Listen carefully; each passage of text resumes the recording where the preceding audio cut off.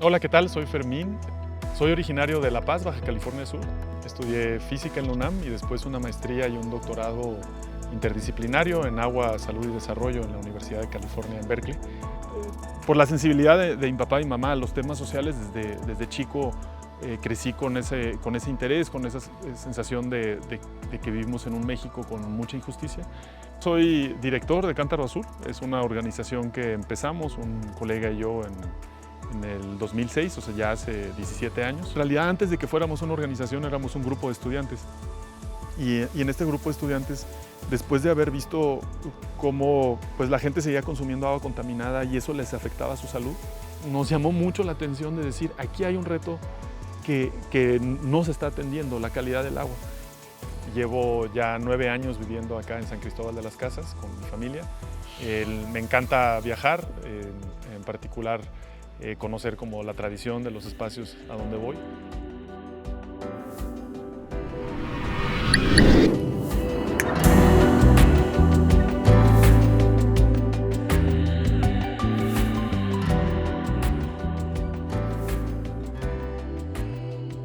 Hola a todas y a todos, un gusto volver a saludarles. Hoy nos encontramos en San Cristóbal de las Casas, acá en las instalaciones de la organización Cántaro Azul. Así que bienvenidas y bienvenidos a un episodio más de UNETIC por las Infancias. Y como saben, pues mi nombre es Andrés. Para esta ocasión nos acompaña Fermín Reigadas, que nos viene a platicar pues sobre el tema del acceso al agua y la niñez acá en Chiapas. Y bueno, pues bienvenido Fermín, gracias por tu tiempo, por tu disposición y sobre todo por recibirnos acá en Cántaro. Andrés, muchísimas gracias a ti. Me da mucho gusto el poder compartir nuestra experiencia, la trayectoria que tenemos en Cántaro Azul con tu audiencia. Para comenzar nuestra conversación nos gustaría saber quién es Fermín Reigadas. Pues bueno, tengo 44 años, siento que estoy en una etapa en la que empiezas ya a tener un poquito de experiencia y todavía el cuerpo responde, entonces estoy como contento en el momento en el que me encuentro. Tengo un hijo joven de 13 años, una hija de 9, entonces como mucho también el acompañamiento, o sea, y la convivencia con la familia, y al mismo tiempo pues muy agradecido de estar acá en San Cristóbal. Vamos a cumplir ya 9 años de vivir acá, y ha sido una etapa sumamente enriquecedora para mí como persona, tanto en lo personal como en lo profesional. ¿Y qué actividades ejerces actualmente, aparte de ser padre de familia, aparte de estar acá en San Cristóbal? Pues bueno, soy director de Cántaro Azul, es una organización que empezamos, un colega y yo, en el 2006, o sea, ya hace 17 años. Y bueno, pues trabajamos en temas de agua, higiene y saneamiento, tanto en comunidades rurales como en escuelas. Y me toca a mí pues, más la parte, o sea, he estado trabajando con en distintos elementos dentro de Cántaro Azul, primero a lo mejor más en la parte como de diseño tecnológico y ha ido evolucionando al diseño de proyectos, desarrollo de programas, y ahora más como en la fase de la estructura de la organización. Bueno, Cántaro Azul, en realidad antes de que fuéramos una organización éramos un grupo de estudiantes, y en este grupo de estudiantes, después de haber visto cómo pues, la gente seguía consumiendo agua contaminada y eso les afectaba a su salud, y al mismo tiempo veíamos que por ejemplo, la Secretaría de Salud pues llegaba y decía, no, pues hay que hervir el agua, hay que echarle cloro, pero en realidad es algo que no vivían al Claro, día. Y hervir el agua o echarle cloro todos los días, en particular cuando el cloro es algo que está hecho para blanquear la ropa o lavar los excusados, y le estás echando ese cloro al agua de manantial, que es una fuente natural, pues no es congruente con tu día a claro. día. Entonces vimos como esa falta de empatía, y eso nos llamó mucho la atención de decir, aquí hay un reto que no se está atendiendo, la calidad del agua. Y entonces como grupo de estudiantes empezamos, pues o sea, no teníamos mucho que ofrecer, no teníamos gran experiencia, pero esas conversaciones que tuvimos de escuchar, traíamos algunas ideas que fueron desmontadas inmediatamente al momento de escuchar a la población directamente. Eso fue lo más rico que teníamos para compartir, o sea, lo que habíamos escuchado, lo que habíamos aprendido de haber pasado tiempo con cientos de familias, sabiendo Partir cuál era desde su las historia. experiencias, ¿no? Sí, partir de esas experiencias. Perfecto, bueno, ahorita vamos a regresar por esa temática de Cántaro Azul, pero antes de pasar a eso, ¿cómo nace tu interés personal de ver esta parte de la población que son niñeces y adolescencias o juventudes? Por la sensibilidad de mi papá y mamá a los temas sociales, desde chico crecí con ese interés, con esa sensación de que vivimos en un México con mucha injusticia. Y entonces quería poder relacionarme un poco más con las comunidades rurales, cuando crecí también, primero como niño, con papá y mamá, y después ya como joven viajando, pues pude tener unas experiencias muy ricas. O sea, aprendí mucho de las personas en comunidades rurales, una amabilidad, un calor, una cercanía que no he encontrado en otros espacios, y entonces quise como encauzar mi trabajo hacia las comunidades rurales. Y o sea, nací y crecí en Baja California Sur, en la península de Baja California, una área árida, donde llueve poco y donde hay una escasez de agua importante. Entonces, pues la verdad fue un paso de decir, bueno, pues el agua seguramente es un reto grande. Y no había planeado mucho en ese momento, pero empecé con un grupo de estudiantes, decidimos ir y conocer pues, cuál era esa realidad. Y visitamos 24 comunidades e hicimos casi como un censo en el que en cada una de estas 24 comunidades pues entrevistábamos a las familias que vivían ahí sobre cómo gestionaban el agua, y ahí empezamos a encontrar que pues tomaban agua que no era tratada, que estaba contaminada con microorganismos que causan enfermedades gastrointestinales. Y cuando comparábamos esos con las instituciones y los datos de las instituciones, pues veíamos que las enfermedades gastrointestinales seguían siendo la segunda causa de enfermedad y morbilidad en México. Y es algo que en otros países ya se había resuelto, pero acá seguía siendo un gran problema, ¿no? Seguía persistiendo. Bueno, hablando en el contexto mexicano, pues creo que hay estados donde hay más acceso al agua o hay escasez de agua inclusive en algunos estados del país, pero hablando específicamente acá en Chiapas, ¿qué panorama ves con el tema del agua y su acceso? Mira, se ha creado una narrativa como que en Chiapas hay mucha agua, ¿no? Ya hasta quieren mandar a las empresas y a la gran industria que se venga para acá, que no esté en el norte, sino que se venga para acá. Pero eso no es algo que vemos en el día a día. O sea, pues alguien que vive en Chiapas, en la ciudad, sabe que el agua no llega todos los días a la casa, llega de manera intermitente. A veces hay algunas ciudades, por ejemplo Berriozábal, hace unos 5 o 6 años, el agua llegaba una vez, 2 veces al mes. Y en las comunidades rurales, Andrés, pues es mucho más dura la situación, o sea, porque no hay infraestructura, han sido marginadas de las políticas públicas, y el agua se tiene que acarrear, y el acarrear el agua, o cacharla un poquito de la lluvia, y es muy poca esa cantidad de agua, y gestionarla para toda la familia. Estamos hablando de 20, 50 litros para toda la familia. Entonces, en Chiapas, en un lugar donde hay mucha precipitación, que eso es cierto, se vive una escasez de agua mucho más profunda de la que hemos visto en lugares como Monterrey, en general el norte o el centro del país. Claro, ese es un punto que sí coincido con esa apreciación, ¿no? Por ejemplo, acá en Chiapas y sobre todo aquí en comunidades en los Altos, inclusive, como está muy marcado el tema de las épocas del año y las sequías, creo que hay comunidades donde no hay ríos ni manantiales y realmente ni siquiera pueden ir al río para cargar agua, ¿no? Y el tema de la escasez creo que es bastante grande, ¿no? Pero bueno, para avanzar en la conversación, bueno, ya nos decías que que eres el director de acá, de la organización Cántaro Azul. Bueno, no sé qué actividades realizan actualmente acá desde la organización. Sí, nuestras actividades las enfocamos en 2 programas, en el de gestión comunitaria del agua, que es reconocer que en la gran mayoría de las localidades existen comités o patronatos de agua que han sido conformados para afrontar la problemática que vive la gente. Y en afrontar la problemática, pues muchas veces es ir y gestionar una inversión en infraestructura o es operar la poca infraestructura que puede existir. Sin embargo, pues la gestión comunitaria del agua no está visibilizada ni en las leyes ni en las políticas públicas, y las inversiones que se hacen desde las instancias públicas normalmente lo que hacen es que benefician a la empresa que se contrata y al político que inaugura la obra, pero no le funciona a las familias, ¿no? Entonces vemos plantas de tratamiento abandonadas por todos lados, sistemas de agua que no brindan agua todos los días, y mucho menos, y es un tema que me gustaría entrar, Andrés, agua con buena calidad.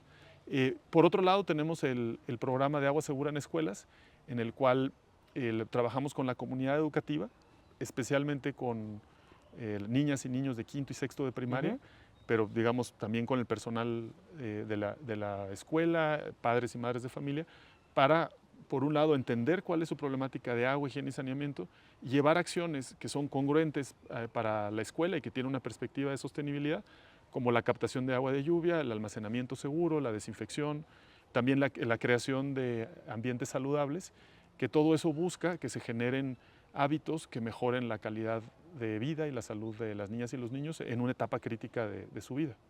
Claro, bueno, ese es un punto bastante relevante con el tema de las escuelas, pero bueno, no sé en qué municipios han llegado actualmente con esas actividades y cuál es el contexto que han visto en los municipios donde han estado. Ya trabajamos en la cuenca de Grijalva, trabajamos en Berriozábal, estamos empezando a trabajar en Ocosocuautla, también aquí en Los Altos, en Chenaló, estuvimos trabajando mucho tiempo también en Panteló. Si nos vamos ya más hacia el área celtal, pues en Tenejapa, en San Juan Cancún, bajamos hasta Citalá. Y de repente estamos también activando acciones en Chalchihuitán, en Mitontic. Un tiempo estuvimos trabajando de manera muy activa en la Trinitaria hasta que el tema de seguridad lo ha limitado de manera significativa. Y desde el programa de escuelas, Andrés, hemos trabajado pues yo creo unos más de 20 municipios en Chiapas, y además durante las emergencias tanto de los sismos y después en la pandemia en Oaxaca y en algunos estados del centro del país.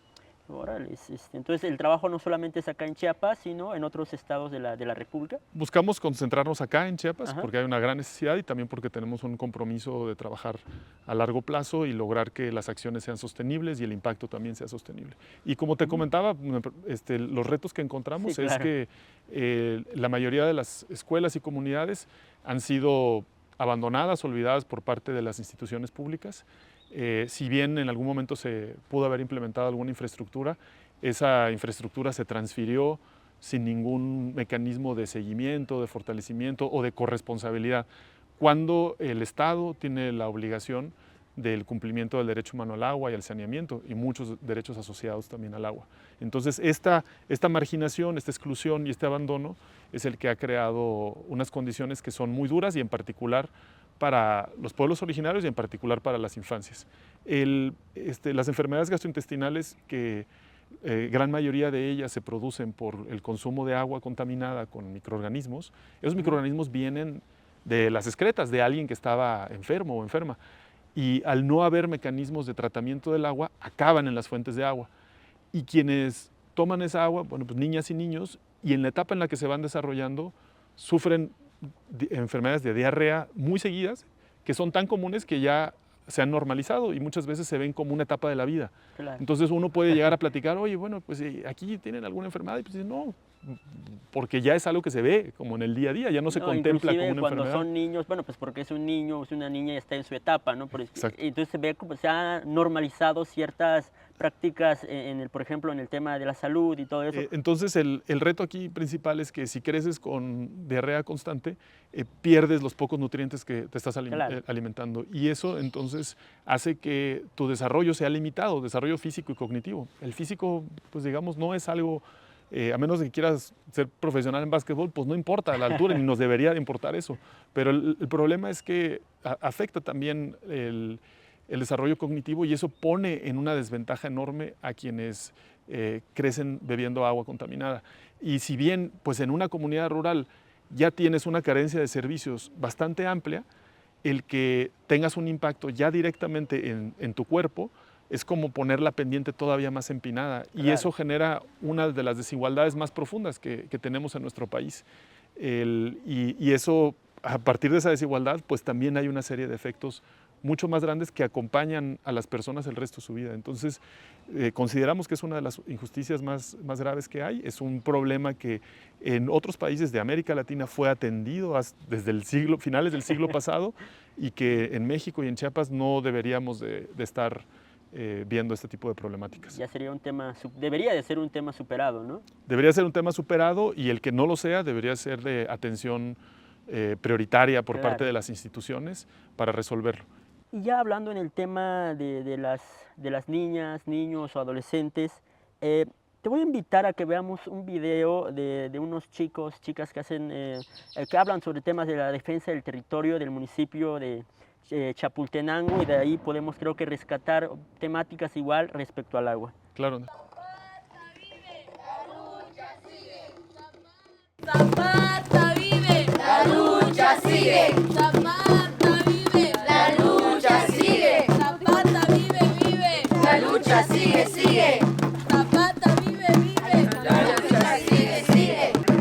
Ni aquí, ni allá, ni hoy, ni mañana entrará la minería. Ni aquí, ni allá, ni hoy. Esto sucedió hace 15 años. Vinieron unas empresas canadienses acá a explorar los recursos que tenemos. Vinieron acá a explorar los materiales preciosos que tenemos.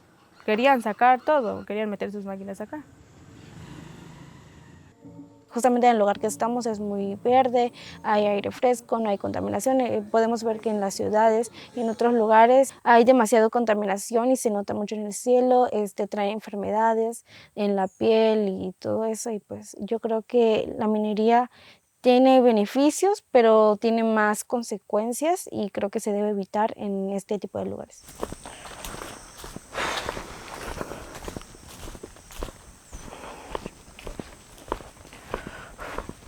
Buenas tardes, Lit. Buenas tardes, don Pedro. ¿Qué se de su visita? Lo veo algo raro. ¿Qué le pasa? Es cierto, se ve como que no ha leído nada bien. Así es, Lit. Ando con algo de pendiente. Hace unos días llegaron unos hombres a mi casa a decirme que tienen el permiso para entrar a nuestra tierra. Eso me parece algo extraño y no parecen buenas noticias, don Pedro. Lo mismo pienso. Eso no suena nada bien. Quieren entrar a la fuerza a sacar oro y plata en la montaña de Samatzuni y Mactuche. No veo otra explicación. Sí, amiga Lina, eso no está bien. Atenta con nuestro territorio. Cada uno de los personajes que tenemos en esta obra, más bien los que somos luchadores sociales, representamos a cada una de las personas que son luchadores de nuestro pueblo, porque muchas veces hablamos de luchadores que son del país o de otros países y nos olvidamos de que en este pueblo también tenemos a luchadores sociales que en algún momento defendieron nuestra tierra y pues por eso no tenemos a la empresa minera en este lugar. Lo que quieren hacer esas empresas es poner una minería en nuestras montañas para que puedan sacar todos los minerales, como el oro y plata que hay en esos cerros. La licenciada Maya representa a doña Miquela Sánchez. Es una de las principales mujeres que tenemos aquí en nuestro pueblo, que es como defensora de nosotros, de nuestros recursos. Ella busca un bien para nuestro pueblo. Vamos todos a marchar y pedir ayuda a la presidencia para que no entren las empresas mineras. Esas montañas son sagradas y para nosotros tienen un solo dueño, así que nadie puede tomar lo que hay en nuestra tierra.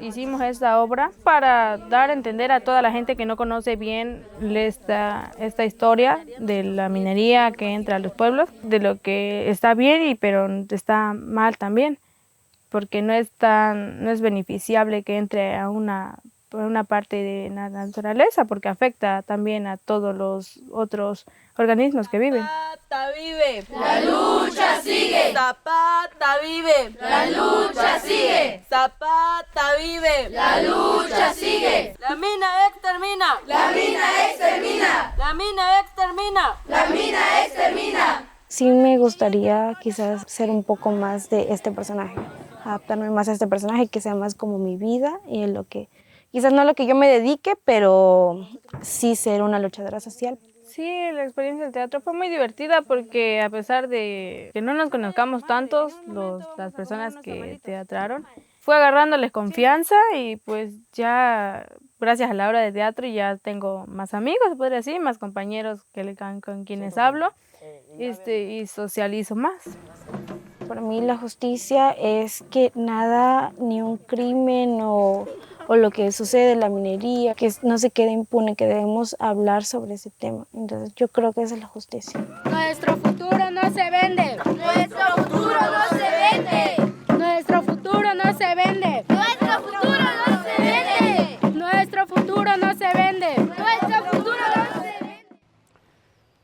Interesante, ¿no? Es un reportaje que se hizo, bueno, que produjo Redias en conjunto con la organización Vientos Culturales a través del programa Vientos TV. Bueno, y ligando a este tema, bueno, citando este tema del caso de la defensa del territorio, ¿tú cómo ves eso? Bueno, si lo ligamos con el tema del agua o no sé qué opiniones tengas.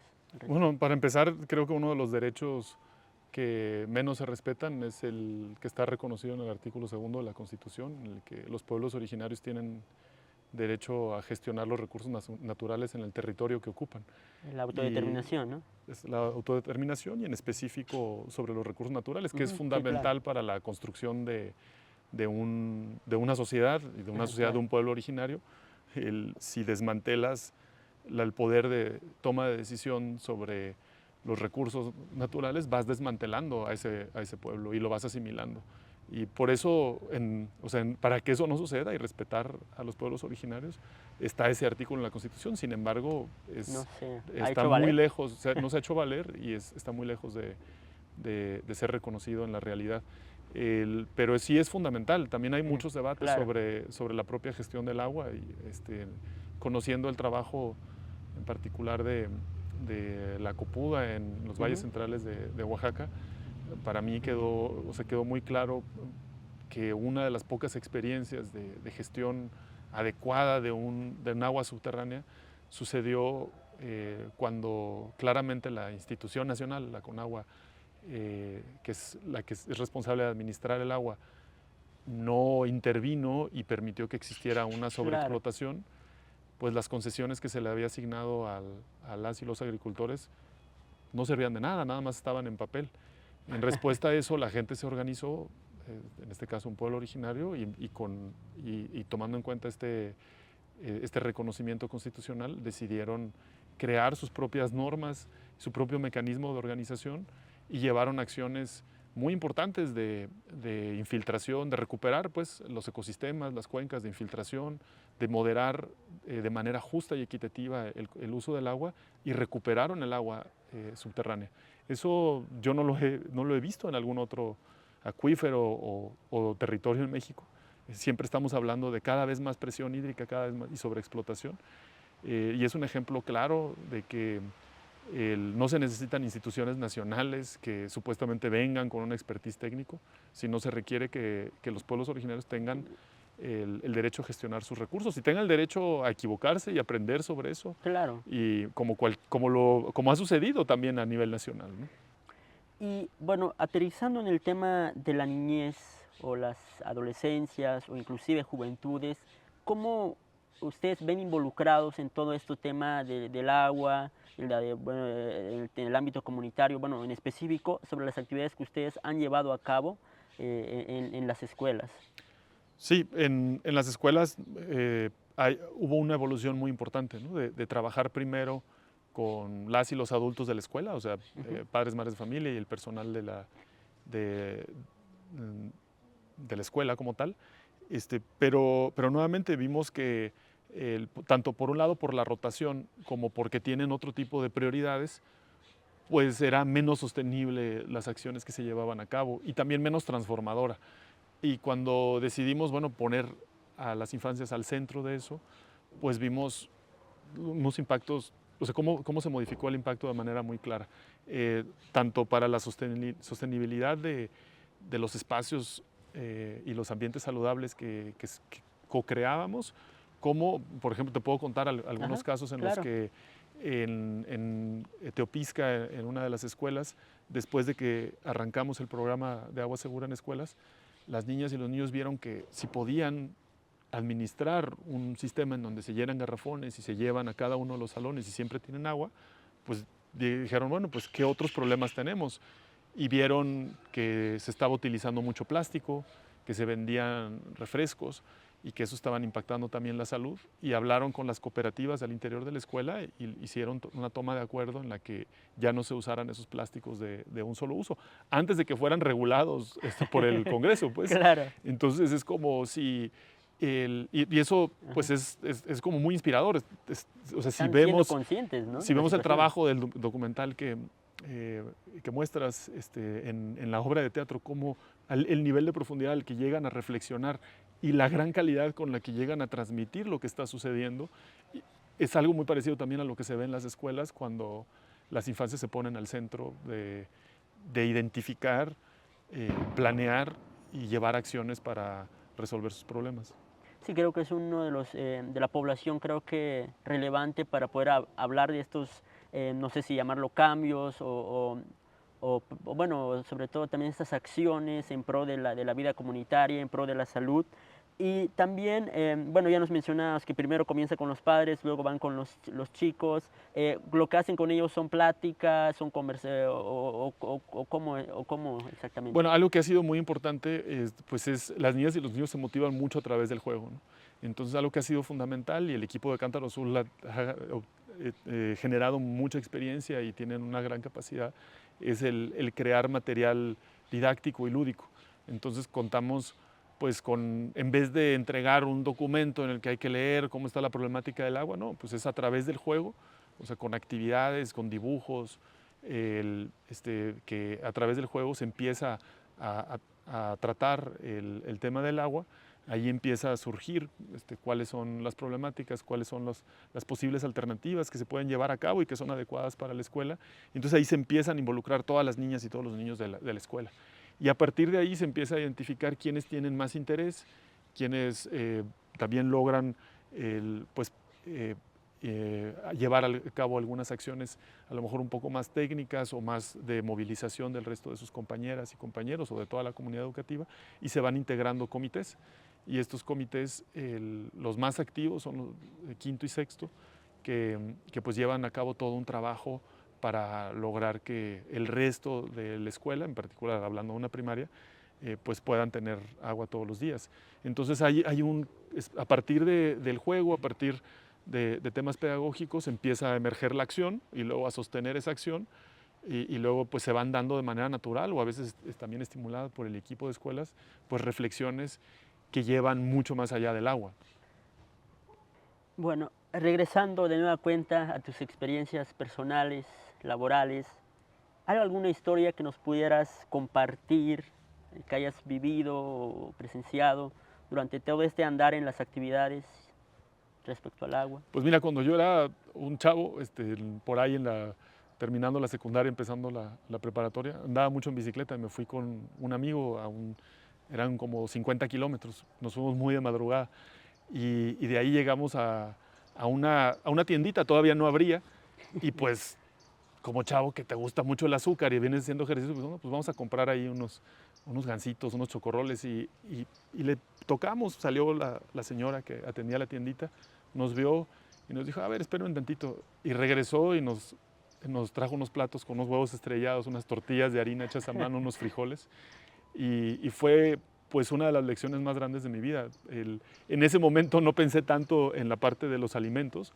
pensé como en el cómo alguien te recibe en su casa, te atiende aunque no te conozca, te respeta como persona, en este caso como joven, y para mí ese cariño fue lo que me hizo trabajar en las comunidades rurales. O sea, fue muy clara esa imagen para mí cuando decidí trabajar en las comunidades rurales, y ya más con el tiempo también el mensaje de qué es lo realmente valioso, ¿no? O sea, lo que viene en un paquete envuelto que fue diseñado para que te guste y siempre lo quieras comer, claro. o la delicia de algo que se prepara en la casa y que es muchísimo más rico para tu cuerpo y para la convivencia de la familia, ¿no? Entonces esa ha sido una de las lecciones más importantes que he tenido. Muchísimas gracias por toda esta experiencia, por contarnos de todas estas actividades que han tenido dentro de las comunidades, dentro de los diversos municipios o en otros estados aparte de Chiapas.